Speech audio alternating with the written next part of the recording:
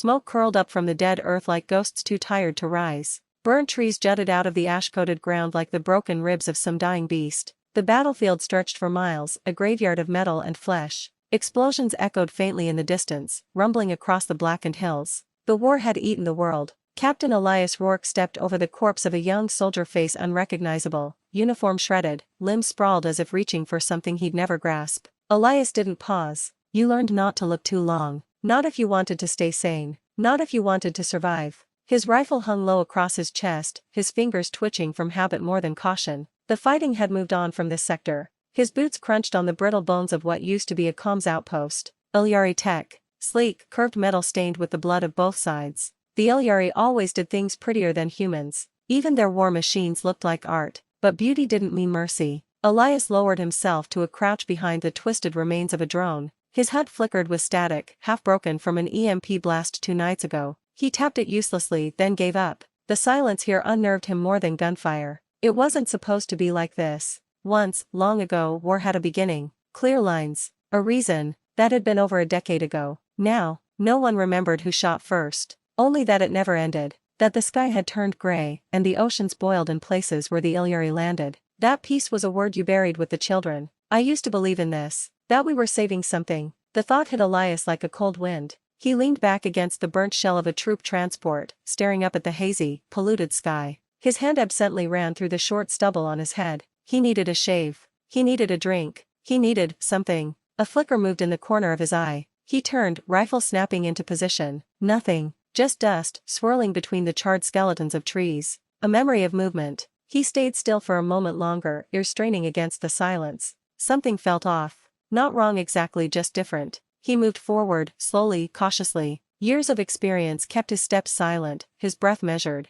The deeper he moved into the wreckage, the thicker the tension became. Like the land itself was holding its breath. A dozen bodies, human and Elyari, lay twisted in final dances of violence. Elias didn't look at their faces. Not anymore. He stopped at the edge of what had once been a field station. The comms tower was crumpled like a tin can, pieces of alien alloy and human steel fused together by plasma fire. There was no heat left in the ruins. This fight had happened hours ago, maybe more. He should have turned back. There was no tactical reason to be here. No one left to save. No orders, no survivors. Just another charred footprint on a dying planet. But something, some instinct buried deep inside his bones pushed him forward. He descended into the remains of the structure, eyes scanning for traps. The Elyari sometimes rigged the dead, not often, but sometimes. Even they played dirty when desperation clawed at their throats. The lower level was mostly intact, walls scorched but standing. Light filtered in from a gash in the ceiling, illuminating the smoke and dust in golden shafts. It almost looked peaceful.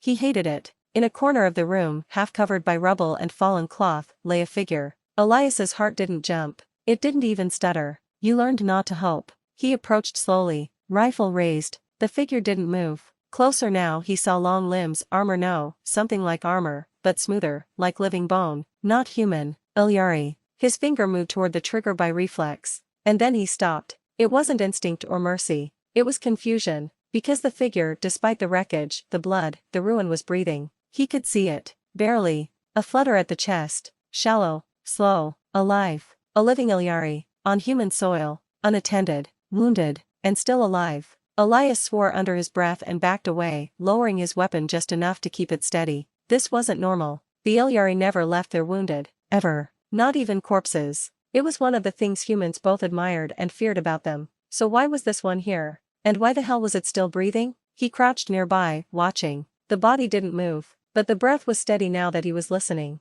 Weak, but not dying. If he left it here, it would bleed out. Or be torn apart by scavengers. Human or otherwise. If he carried it. No, he couldn't. Could he? His stomach twisted. He'd seen too many friends killed by Elyari plasma. Too many cities glassed. He owed them nothing. And yet. He looked down at his hands. Scarred. Calloused. Trembling. What was left of his humanity if he couldn't at least question it? My name is Captain Elias Rourke. Serial code 2250 beta. 6 tours. 15 confirmed kills. I haven't spoken to my brother in 8 years. I don't remember my mother's voice. But I remember what it felt like to be human. I think. And I don't want to lose that. He knelt beside the alien. Close now, he could see delicate features beneath the grime and blood. The armor was broken. A deep wound at the side, leaking dark violet fluid. The kind that marked high-ranking Elyari officers. maybe worse. His fingers hovered near the wound. He didn't know their biology well enough to help, but he could stop the bleeding, maybe. He moved without thinking, tearing a strip from his own uniform, binding it as best he could. "You better be worth this," he muttered, "because I'm about to throw away everything." He leaned down, bracing himself, and slid his arms under the body. It was lighter than he expected,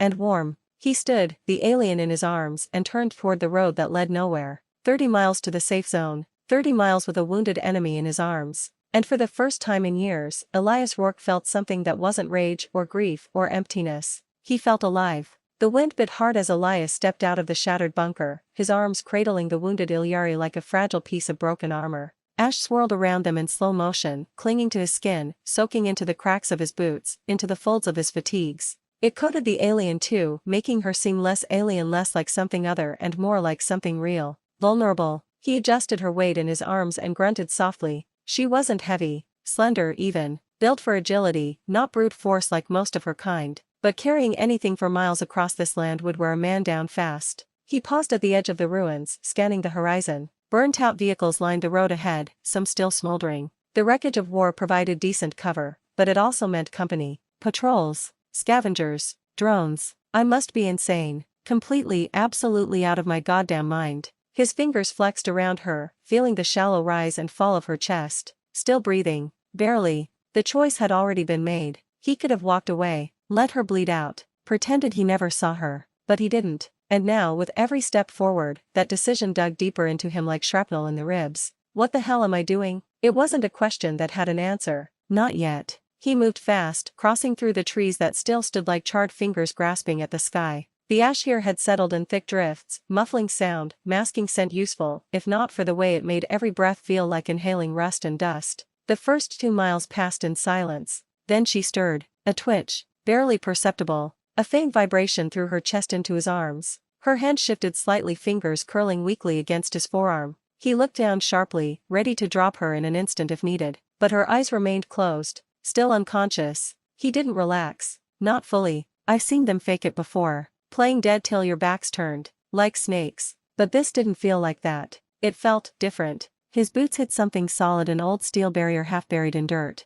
He stepped over it and into the husk of what had once been a fuel depot. Torn tanks, melted platforms, a collapsed watchtower leaning drunkenly to one side. The perfect place to rest, if only for a few minutes. Elias slipped into the shadows and laid her gently against a sloped piece of plating. She let out a soft noise, almost a whimper, and shifted as he adjusted her. Her brow creased, sweat clung to her temple. The wound at her side had soaked through his makeshift bandage. He knelt beside her and peeled back the fabric. The bleeding had slowed, but not stopped. The skin beneath, pale silver with a faint, unnatural glow, was torn open along a seam near the ribs. Not like a human wound. Cleaner, surgical almost. Up close, he saw the subtle markings on her skin. Not tattoos, not scars, something else, like bioluminescent veins beneath the surface. And her face. He caught himself staring. She didn't look like the monsters they'd been shown in briefings. Her features were sharp, yes, alien, but not grotesque. Eyes closed, her face seemed at peace. Or maybe that was just the exhaustion. "Who the hell are you?" he whispered. No answer, of course. He pulled out a small vial of antiseptic foam from his side pouch and hesitated. Would it even work on her biology? He tried anyway, gently applying it around the edges of the wound. She flinched but didn't wake. Then he rewrapped it with cleaner fabric, cinching it tight. When he finished, he sat back, wiped sweat from his brow, and took a long breath. His shoulders ached. His legs burned. Only 28 more miles to go. "What happens when you wake up?" he muttered aloud, running a hand over his tired face. "You gonna get me the second you open your eyes." Part of him wanted her to. At least then, there'd be a clear ending. Something simple, predictable. But he knew, deep down, that it wasn't going to be simple. Not anymore. He leaned his head back against the wreckage and let his eyes drift closed for just a moment. She dreamed in colors Elias couldn't see. In her mind, there was water, cool, glowing with inner light. A sacred river. A promise. The pain was distant, dulled by instinct and something else, something warm and human pressing against her side. A sensation foreign, yet oddly comforting. She didn't understand it, and yet she clung to it. A low hum jerked Elias awake. His eyes snapped open. Drone. He scrambled up, grabbed his rifle, and pressed himself low against the metal. Overhead, a small recon unit buzzed past, scanning the area with its red eye beam. He held his breath. The drone paused, hovered, beeped, then it moved on. He exhaled. Hard. Close. Too close. He turned to check on her, still unconscious. Her breathing had grown steadier, stronger. The bleeding was under control for now, but she wouldn't stay out forever. He knew what would happen when she woke. 1,000 possibilities. He picked her up again, bracing her against his chest, and started walking. Each step felt heavier than the last. I didn't save her because she's special. I didn't save her because I believed in peace or mercy or some higher ideal. I saved her because I needed to do something. Anything. Something that wasn't pulling a trigger or watching someone die. Maybe I just wanted to remember what it felt like to choose life. Even if it was the life of my enemy. By the time the sun dipped below the black hills, painting the ash fields gold and blue dread, Elias had carried her 6 miles.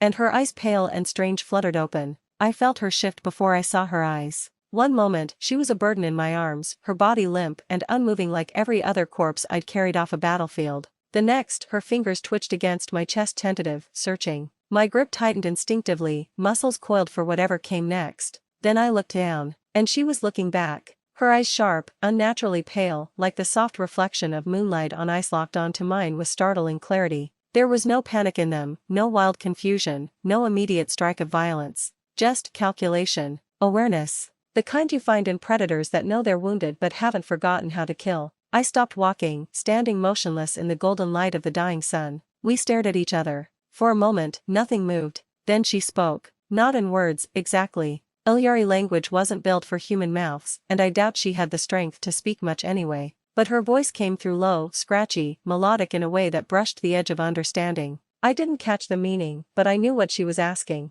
Why? My throat felt dry. Because I didn't want to watch another one die. She blinked slowly, like she was trying to decide whether that was a lie. I didn't know what she saw in me. Maybe the same thing I saw in her: confusion, pain, exhaustion, a need to cling to something that wasn't burning. She tried to move again and I felt the tension in her limbs slight, but rising. She was preparing to fight. I stepped back and lowered her carefully to the ground. Easy, I said, crouching beside her. You're not gonna make it 5 feet in that condition. She didn't answer. She just looked at me. That stare of hers, measured, guarded, not quite human, pierced right through me. I saw the pain behind it. Saw the fear. Saw the pride. I offered her my canteen. She stared at it like it was a trap. Fair enough. I didn't carry your ass 6 miles to poison you, I muttered. Drink it or don't. Eventually, she took it. Her fingers brushed mine, cool, smooth, not like skin exactly, but not unpleasant. She drank carefully, lips barely touching the water. She kept her eyes on me the whole time. Smart. When she finished, she handed it back, and for the first time, she tried to sit up fully. She winced but didn't cry out.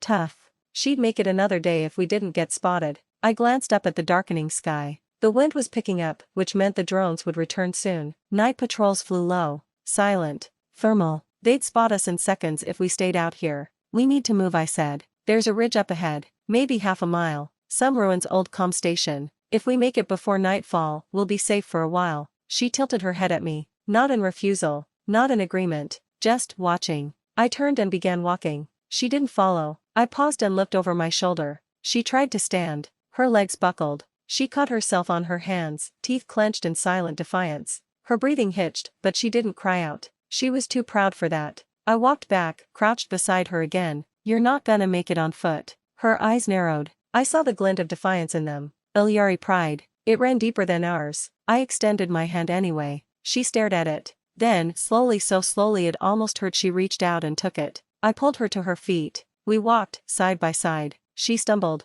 I caught her. We didn't speak again for the rest of the hike. The ridge came into view just as the first stars pierced the haze. A low line of stone and steel, part of a half-collapsed military station built long before either side had thought this planet was worth fighting over. It had been abandoned, shelled, buried, and forgotten, but the underground levels still held. I led her inside through a half-hidden crack in the wall. The darkness swallowed us whole. Inside, the air was musty, stale, dry enough to keep mold at bay. I guided her down a narrow staircase into what had once been a barracks. Still had the rusted remains of bunks and lockers. She sat on the floor with a shudder, her body giving up now that she was safe. Her wound had opened again just a little, enough to stain the side of her armor. I knelt beside her, unfastened the bandage, and inspected the wound again. She watched my hands. Not like she didn't trust me, more like she was memorizing everything I did. You don't talk much, do you? I muttered. No answer, of course. You got a name? She frowned, then hesitated. Slowly, she pointed to herself and said something I couldn't understand.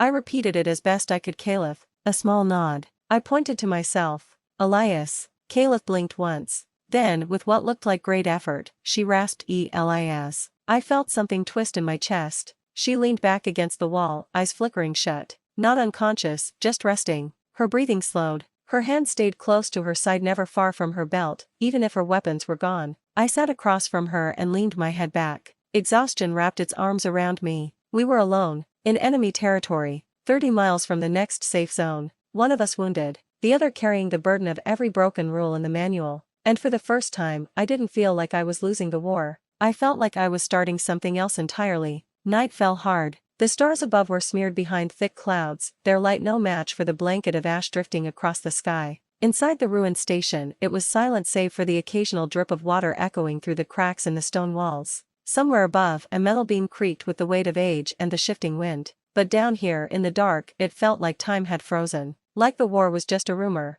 Elias sat with his back against the far wall, legs stretched out, rifle laid across his lap. Caliph was opposite him, still propped up where he'd left her, her silver eyes closed, not asleep, but still alert, despite the fatigue stitched into every inch of her body. He kept glancing at her. Even now, with the tension dulled by silence, she unsettled him. Not because of what she was, but because of what she wasn't. She wasn't a monster. She wasn't the propaganda. She wasn't what they'd warned him about. Her breathing had steadied. Her face was calm, almost peaceful. Strange, really. For an enemy, she seemed more composed than most of his own brothers-in-arms. And she hadn't made a single move to hurt him since she woke. He should have been relieved. Instead, he was on edge. Can't sleep, he asked, voice low. Her eyes opened slowly. She tilted her head but didn't speak. You understand me, don't you? A pause. Then a nod. Slight, but real. He let out a breath. Then you know how bad of an idea this is. She didn't answer. I should have left you there, he said, not as an accusation, more like a confession.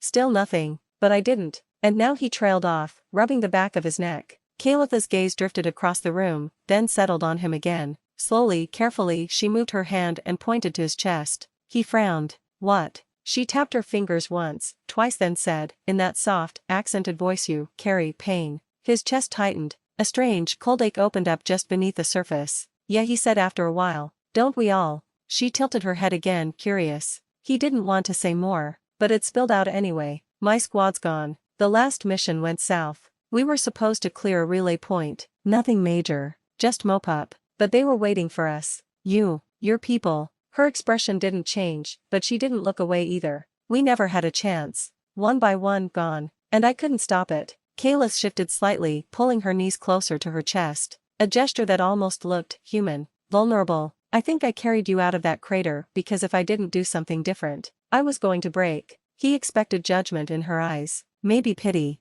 He didn't find either. Just understanding. You, he asked, surprising himself. You lose people too. Calipha's eyes dimmed. She looked down, hand clutching the fabric near her ribs. Yes. He watched her for a long moment. Then, without thinking, reached into his pack and pulled out a ration bar. He held it out. She hesitated, then took it. Their fingers brushed. The contact was brief but charged. She sniffed the bar, frowned, then bit it. A grimace followed and Elias chuckled. Yeah, he said, not great. She nodded solemnly, chewing anyway. They sat in silence for a while longer, the tension between them thawing bit by bit like frost under a weak sun. Eventually she spoke again. Where, go? South, he said. Through the ruins. There's a dry channel we can follow. Leads toward the ridge line. After that, there's an abandoned recon post. Maybe 2 days' walk. She looked down at her side, at the wound. You won't make it alone, he said. Her head snapped up, defiance flashing across her face. I didn't mean it like that, he added quickly. I meant, I'll help you. If you'll let me. She stared for a long time, then nodded once. Something unspoken passed between them in agreement. A fragile truce, maybe more. Elias shifted to lie on his side, using his pack as a pillow. Get some rest. We move at first light. Caliph didn't respond, but she didn't take her eyes off him either. He dreamed of fire, of bodies in the mud, screams swallowed by the roar of gunships. He saw O'Malley, his best friend, reaching for him as a beam split his chest in two. He jolted awake, sweat cold on his back, hand already reaching for his rifle. Caliph was still sitting, watching him. Bad dreams, she said. Yeah. She said nothing more, but her gaze softened. She didn't look at him like a soldier, not like a threat, just a man with ghosts. And when he looked at her, he didn't see a weapon anymore. He saw someone else broken by the same war. Elias sat up, leaned forward slightly. I don't even know what we're doing, Caliph. She blinked slowly. I save you. You don't kill me. We run. But after that, she didn't answer. but she reached out.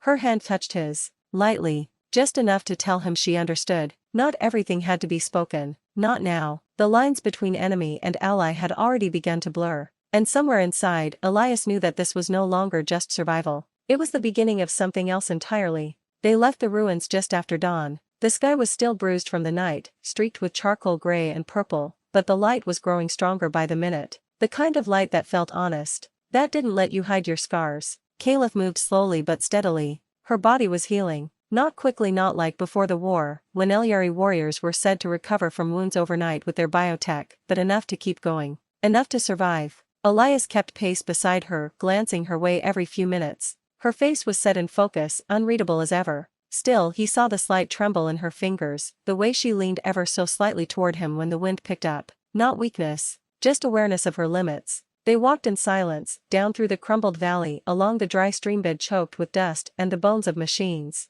The war had touched every inch of this world. Even here, far from any city, there were ruins, burned out recon drones, shattered armor plates, empty helmets staring at nothing. Neither of them said a word about it. It was mid-morning when they spotted the first sign of trouble. A flash of movement on the ridge above, too fast, too steady to be natural. Elias grabbed Calitha's arm and pulled her behind a jagged outcropping of stone. She didn't resist. She trusted him now, or at least trusted his instincts. He peered up through the cracked rock. One scout drone, recon class. Old model, but still dangerous. It hovered, scanning the valley below with a faint whir. Searching. It's looking for someone, Elias whispered. Maybe us. Calith shifted beside him. Your side. No. These are merc drones. Rogue. She frowned. There's groups out here, he explained. Human scavengers. Ex-military. Ex-anything. Don't care who they sell to, long as the credits come through. She bared her teeth slightly. Not quite a snarl, but close. Exactly, Elias muttered. If they spot us, we're screwed.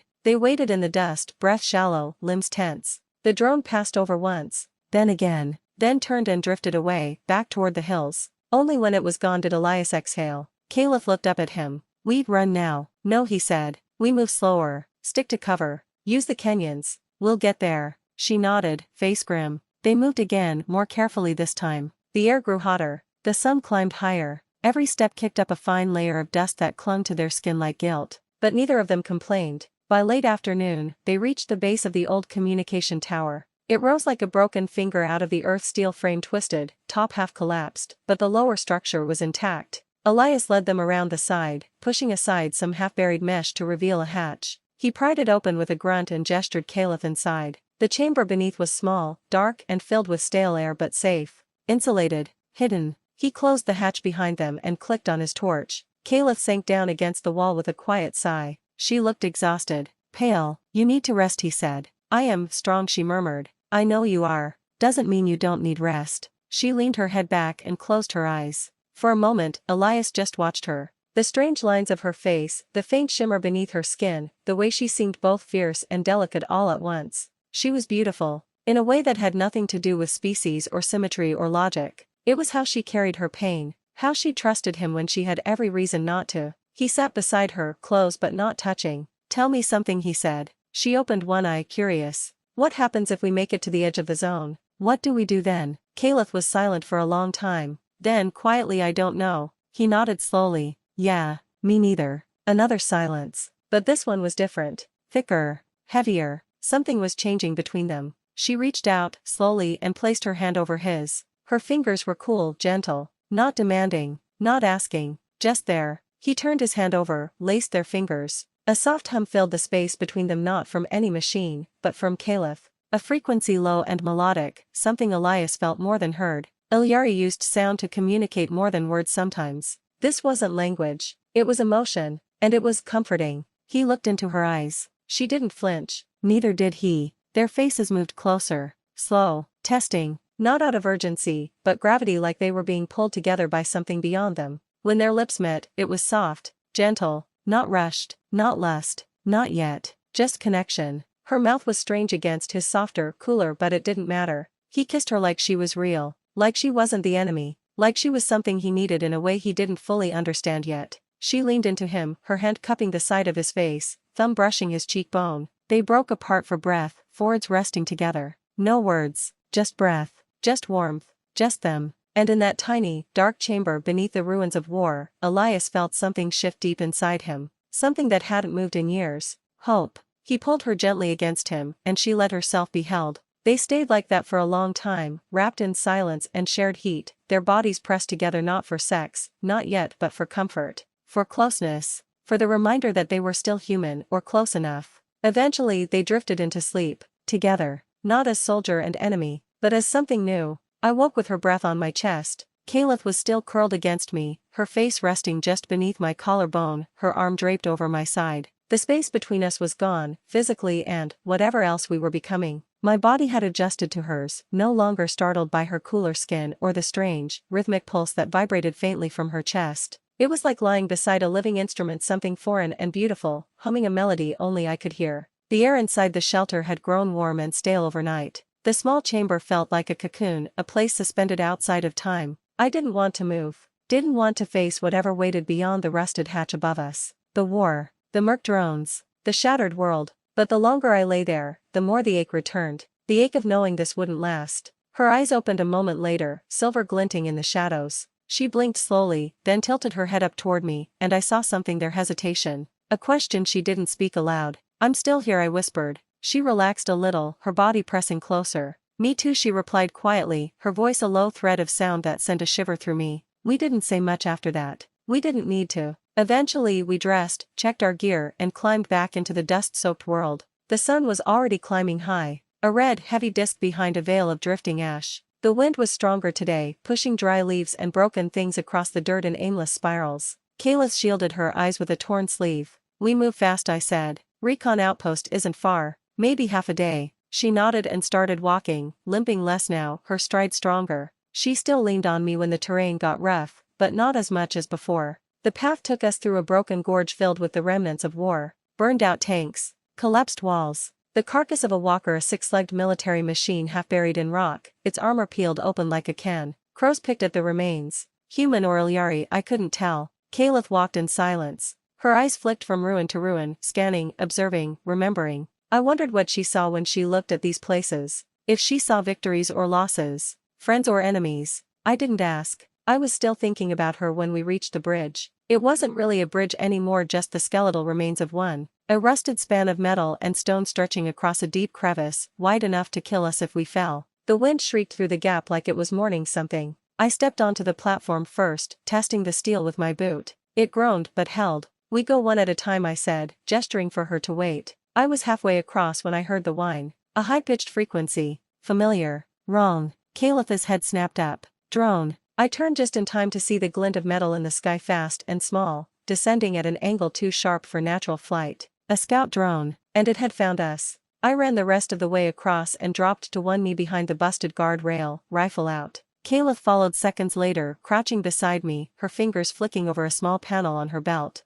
I watched her release a faint blue pulse into the air. It shimmered, then faded. "Signal scrambler," she muttered. "Buys us minutes." We didn't have minutes. The drone dropped like a dagger, slicing through the air with a screech. Elias fired once, missed, then again. The second shot clipped the wing. Sparks flew. Kayla's hand snapped upward, palm open, and a bolt of searing light pulsed from her skin. It hit the drone dead center. The thing exploded midair, debris raining down across the rocks in a smoking hail. "Nice shot," I muttered, catching my breath. Kayla didn't smile. Her eyes were scanning the horizon. "They know now," she said. "I know. More will come." I looked at her, really looked at her, and saw the edge in her expression. Not fear, something else. Determination. We moved fast. No time for stealth now. The recon post had to be close. I could feel it. I remembered the maps, the satellite scans, the mission plans from weeks ago. It was hidden near the base of the ridge, tucked between two collapsed rock spires. 15 minutes later, we found it. The entrance was half buried under rubble. It took both of us pushing to clear enough space to slide inside.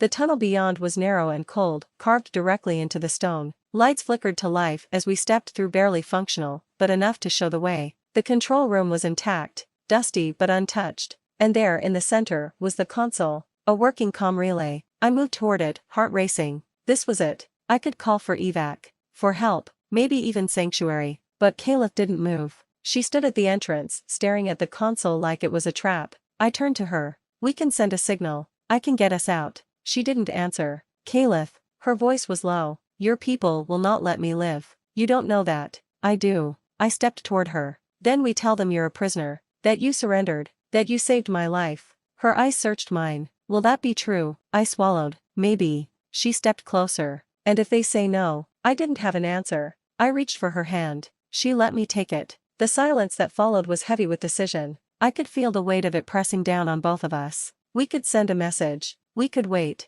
Or we could keep running. Together. Kalitha's voice broke the quiet. What do you want, Elias? I looked into her silver eyes. I don't know, I said. But I know I don't want to lose you. Her fingers tightened around mine. And then for the first time she smiled. Just a little. Caliph had never understood stillness until that moment. Standing inside the dusty, humming confines of a forgotten recon outpost with Elias at her side, his hand clasped in hers, time did not move the way it used to. In the old world, the one before the invasion, before the betrayals, everything had been about movement, conquest, reaction, calculation. Elyari minds were sharpened on logic and warcraft. Love had no place in such a machine. But this stillness? This was new. He didn't let go of her hand, even as the silence stretched. She didn't let go either. We could stay here a while, Elias said softly, his voice carrying a strange edge of hope. Let things calm down outside. The signal relay still works. We just don't turn it on yet. Caliph looked around. The steel walls were bare, the lights dim, and dust floated through the air like ghosts. No bed,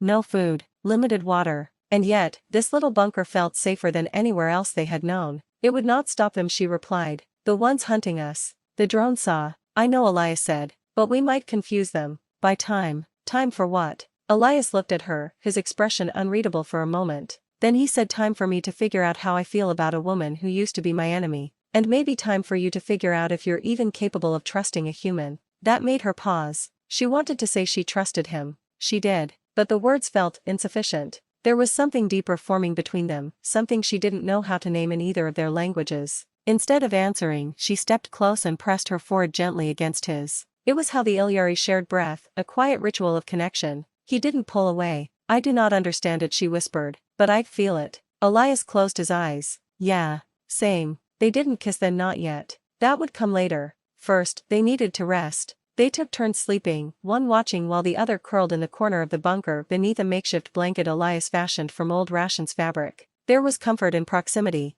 in silence. It was during Elias's shift, when Caliph was asleep, that the sound came. A hollow thud, faint, muffled, but definitely there. He tensed, weapon ready in an instant, eyes scanning the entrance. He moved silently toward the doorway, crouching behind a crate. The sound came again, then another, like boots hitting dirt. He leaned close to Caliph and whispered, wake up. We're not alone. She stirred immediately. No panic, just motion, fluid and trained. Her eyes flashed open, and she reached for her weapon. 3 seconds later, the outer hatch clanked open. Whoever was coming in wasn't trying to be stealthy. Elias held his breath. They weren't regular military. Not with that kind of entry. Either dumb or overconfident. Or both. The figure stepped into the dim tunnel, silhouetted by sunlight for a brief moment. Elias saw the outline of scavenged armor, mismatched pieces, a rifle slung casually over one shoulder. Mercenary. Elias didn't wait. He stepped out, gun raised. Stop right there. The figure froze. Then lifted both hands, smirking.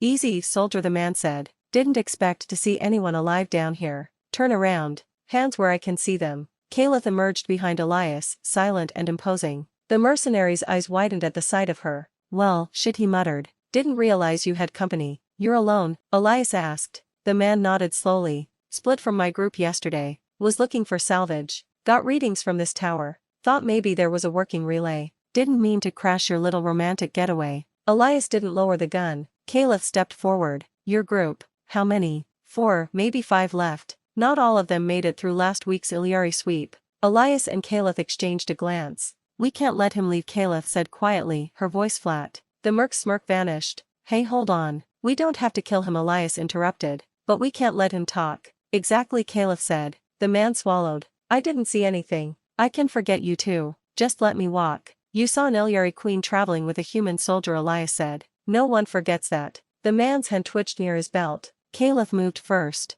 One step, one motion, and her blade was out, pressed against the man's throat. No, she said coldly. You will not walk. Elias sighed. We tie him up. Gag him. Leave him here. Caliph hesitated. He saw she wanted to end the threat now, but she relented. Minutes later, the mercenary was bound and silenced, stashed in a side compartment of the bunker. They left him with water, enough to last a few days. When they were alone again, Elias leaned against the console and rubbed his face. That was close. Caliph didn't speak. Her fingers were trembling slightly. Not from fear but restraint. I wanted to kill him, she admitted finally. I know, Elias said. But you didn't. She looked at him, unsure. Should I have? He didn't answer right away. Then no. Because once you start doing that again, you don't stop. And I think you're trying to stop. She exhaled shakily, then crossed the room to him. When she kissed him this time, it wasn't gentle. It was heat and urgency and breathlessness. Her fingers tangled in his hair. His hands found her waist. There was no more space between them. No more hesitation. She pushed him against the wall, her mouth against his throat, tasting, claiming.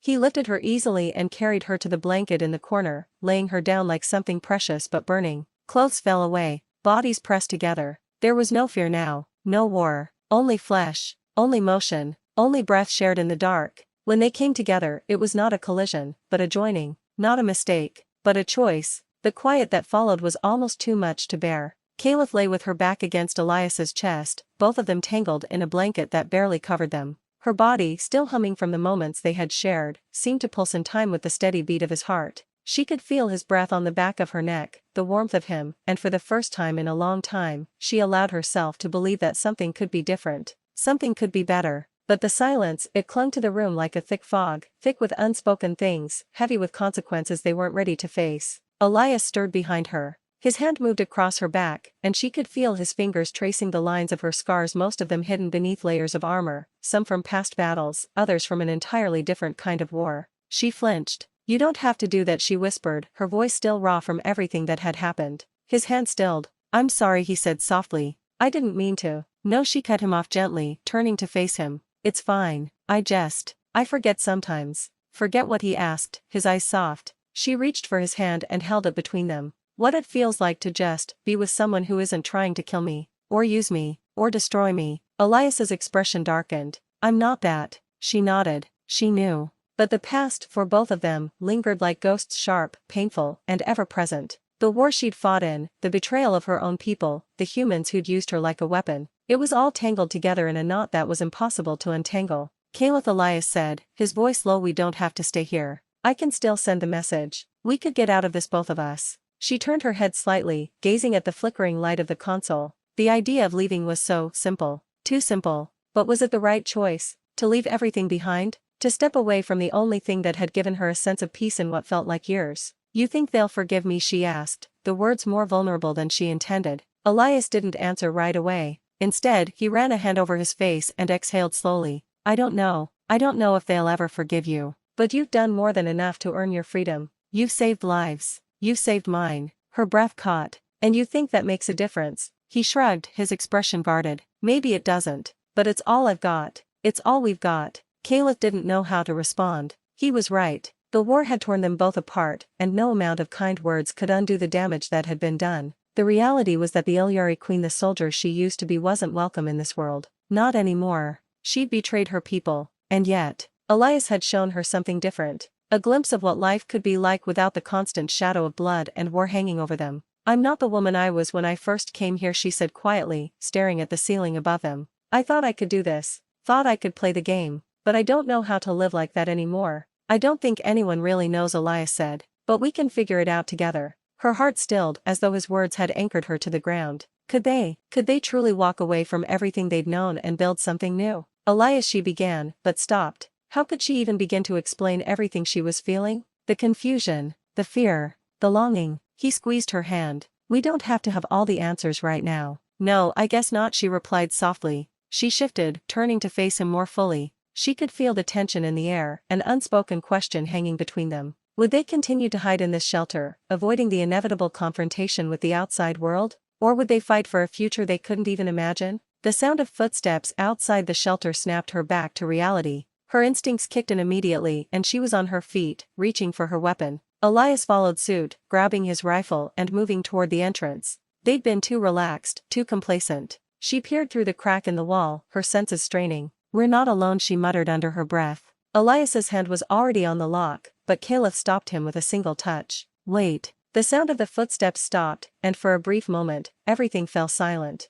Then, a voice echoed from outside the door. A low murmur, barely audible, but enough for them to hear. They're in there, the voice said. We know they're in there. Caliph stiffened, her heart racing. Who is it, she whispered. I don't know, Elias said. But we need to move, now. The door trembled as someone outside attempted to force it open. Kalitha's breath hitched. It was only a matter of time before they were discovered. The mercenary they'd left alive? He must have ratted them out. Or maybe this was someone else entirely, a new threat, more dangerous than before. What do we do? She asked, her voice barely a whisper. We fight, Elias replied, his voice resolute. We fight for this, whatever this is. Kalith met his gaze, and for a moment, there was no fear, no doubt. Just the understanding that they were in this together. And no matter what came through that door, they would face it side by side. As the door shuttered again, Elias braced himself. The fight was coming. The door rattled, a groaning sound that scraped through the air like something ancient and tired. Kalitha's fingers tightened around the hilt of her blade, her grip steady, but her heart beat faster with every passing second. The silence between the rattles of the door felt like an eternity. She shared a brief glance with Elias. He was crouched low beside her, his gun steady, eyes scanning the door as though willing it to stay shut for just a moment longer. The tension was unbearable. One wrong move, one slip-up, and everything they had fought for could come crashing down. What do we do? She whispered, though she knew the answer. We stay ready, Elias replied, his voice a low murmur. We're not running, not this time. Kalitha's stomach tightened. She had expected this moment, had known it was coming from the very first moment she had chosen to save Elias. But now, as the sound of boots scraping against the dirt outside grew louder, she felt the weight of the decision pressing down on her chest. Running was the easy option. Hiding was safer. But those things never led to anything worth having. Elias had shown her that. Still, she couldn't shake the sense of danger looming outside. She had faced countless battles, fought with her entire being, but this felt different. This wasn't just about survival anymore. This was about something else. Something she wasn't sure she was ready for.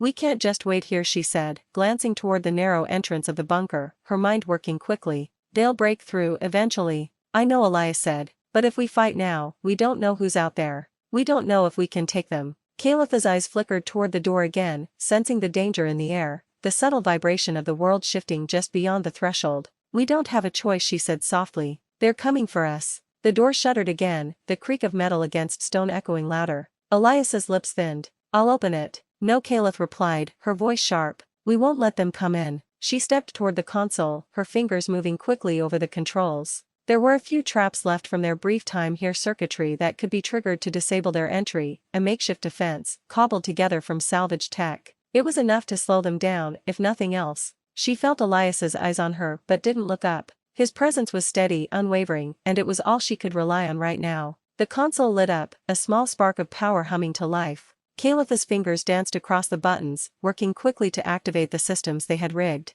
The first trap clicked into place, a surge of electricity through the outer wiring, enough to zap anyone trying to pry open the door without proper tools. It wouldn't stop them forever, but it would buy them time. A soft buzz sounded from the door as the trap engaged, followed by a hiss as the airlock seals tightened. The footsteps outside stopped, and for a heartbeat, there was no sound. Kalith stood still, heart racing, waiting for the inevitable. Then the footsteps resumed, but this time they were more measured, more cautious. Someone had noticed the trap. Someone was thinking, strategizing. I don't know how much longer we have, Elias said, voice low. His grip on his weapon was firm, but his face betrayed his concern. The tension in the room thickened, his anxiety creeping into the air. We need to move. Kalith nodded slowly. She had always fought alone, always relied on her own strength and cunning. But with Elias here, it was different. She had someone to protect. Someone who had already risked everything for her. And for the first time in a long while, she wanted to protect him in return. I'll get the rest of the traps ready, she said, turning back to the console. You get the weapons.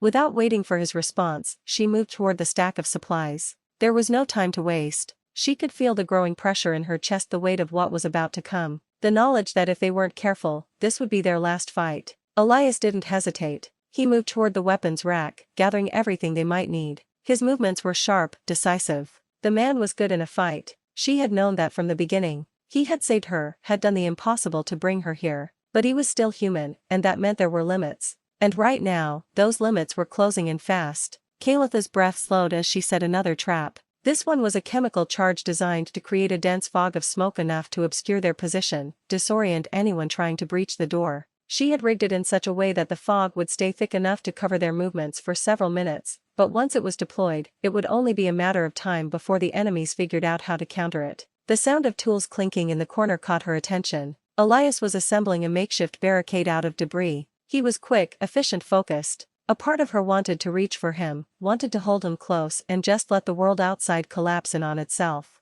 But she couldn't. Not now. Not when they still had a chance. I'm done here, she said, standing up. Her hand instinctively brushed the blade at her side, the cold metal a steady reminder of who she was. Elias glanced up. He had finished assembling the barricade, but there was no satisfaction in his gaze, only a hardened determination. We're ready, then. There was no more time for words. The door groaned again, louder this time, the metal hinges screaming as something heavy pressed against it. Kalitha's heart lurched in her chest. They were close. She moved to Elias's side and he met her gaze. There was no fear in him now, only readiness. They had no choice. They would either make it out of this or die trying. Without another word, Elias pulled the lever, activating the first of the traps. The room filled with smoke almost instantly, a thick, choking cloud that swirled and coiled around them, turning the room into a battlefield of shadows and uncertainty. The air tasted sharp, electric, but they couldn't wait. Kalith and Elias moved in tandem, silent, fluid. They were a unit now, a single force. She could hear the confused shouts of their enemies outside the door, the sound of scrambling boots as they tried to adjust to the smoke. Stay low, she whispered to Elias, the command coming instinctively.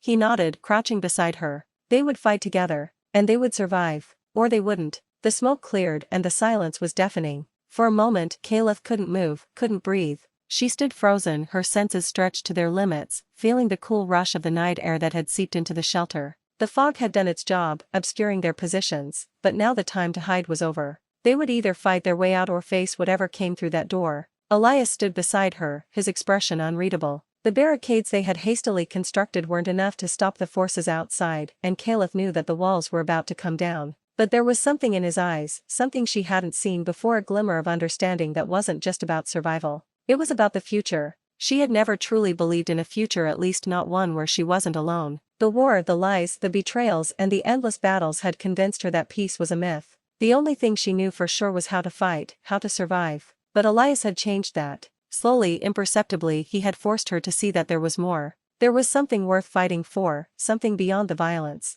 He reached for her hand, his grip steady. "We'll make it through this, Kalith," he said, his voice low, but firm. She didn't respond immediately. Instead, she let her fingers close around his, grounding herself in the simple act of connection. It was almost laughable how such a small thing, a touch, could feel so monumental. But in this moment, it was everything. Outside the door, the murmurs grew louder, the sound of soldiers moving, shifting. She could hear the faint clink of their weapons, the subtle hiss of breath. They were close. Elias pulled her toward the back of the room, where the shadows were deeper. There, they would have a better chance to ambush anyone who tried to enter. Kalitha's heart pounded in her chest, her every instinct on high alert, but she didn't hesitate. They had planned for this. They had no other choice. "Stay sharp," Elias whispered, his breath brushing against her ear. She nodded, her eyes never leaving the door. They could hear the faint sound of their enemies, growing louder. There were more of them now, more than Kalith had expected, and that knowledge settled like a weight in her stomach. "Do you think we'll survive this?" she asked, her voice barely audible. Elias's gaze softened. "I'm not going to let anything happen to you." His words, simple as they were, wrapped around her like a promise. It wasn't just a vow to protect her, it was a promise of something more. A promise of a future where they could leave the war behind, where they could live without fear of the past catching up with them. But that future felt so distant now. Every breath, every movement, every second that passed brought them closer to the danger outside. The door groaned again and Kalith braced herself. There was no turning back. The door slammed open with an ear-splitting crash and Kalitha's heart leaped into her throat. She had expected it, had been waiting for it, but the impact still caught her off guard. The smoke had dissipated and the figures that appeared in the doorway were unmistakable military, armed to the teeth, with the unmistakable insignia of the Elyari Empire. Kalitha's chest tightened, but she didn't flinch. Elias had already moved into position beside her, his rifle aimed at the intruders, his fingers steady on the trigger. "We need to move," Elias said, low and urgent. Kalith didn't need to be told twice. They moved as one, both of them darting through the shadows toward the back exit. The sound of heavy boots followed them, footsteps pounding, but Elias and Kalith were quick, their movements seamless. Kalith felt the rush of adrenaline, the cold, sharp clarity of battle kicking in. She had fought in far worse situations than this, but now, with Elias beside her, there was something different about the fight. It wasn't just about survival. It was about freedom, about building something that had never existed before. They reached the back of the shelter, where another makeshift escape route had been rigged. Elias slid the door open, and they both stepped out into the cool night air. The moon hung high above them, casting an eerie glow over the barren landscape. The vast, empty terrain stretched out before them, and for a moment, Kalith was overwhelmed by the beauty of it. It was a stark contrast to the chaos they had left behind, the violence that had torn her world apart. But that beauty, that quiet, was fleeting. They didn't have time to admire it. We have to move fast, Elias said, his voice tight. There's a drop-off point just ahead. We can get to it, but we'll need to stay ahead of them. Caliph nodded, her breath steadying. They had made it this far. They could make it the rest of the way. They sprinted through the darkness, the wind howling in their ears, the ground beneath them uneven and treacherous. Caliph kept her eyes on the horizon, her mind focused on the goal ahead.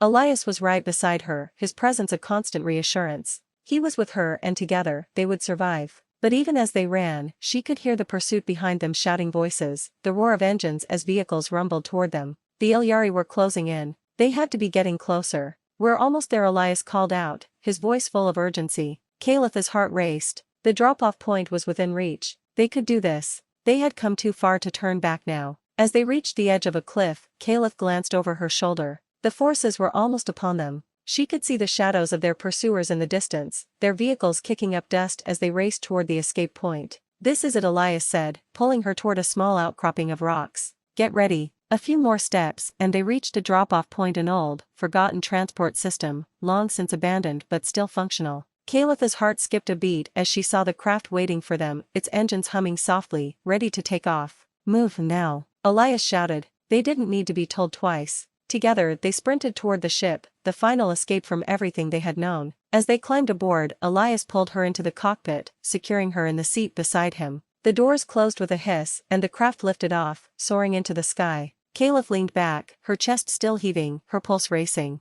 They had made it. Against all odds, they had escaped. As the ship climbed higher, leaving the planet behind, Caliph turned to Elias. His face was tired, but there was a light in his eyes that hadn't been there before. And for the first time in a long time, she allowed herself to believe that maybe, just maybe, they had a future together.